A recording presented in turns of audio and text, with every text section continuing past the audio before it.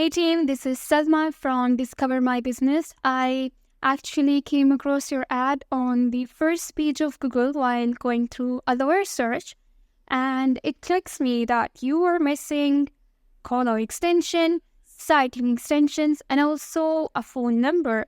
I mean, if it is properly managed, then you will have these things on your ad when you are spending a lot to display it on the first page of Google, right? So what's the benefit of having them? I guess you're aware, but I'm still going to tell you that it decreases your pay-per-click because when people are clicking on these extensions, they are directly landing on the landing page, right? So it automatically decreases your pay-per-click and increases your CTR. I mean, let's see an example of one of our client who has description, call-out extension, and also a phone number.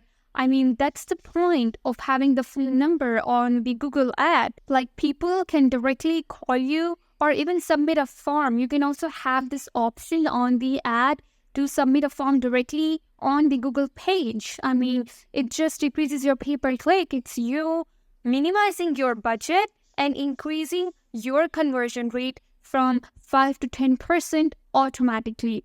So let's connect and discuss how we can manage your Google Ads campaign better, and let's have a free audit call. Have a good day.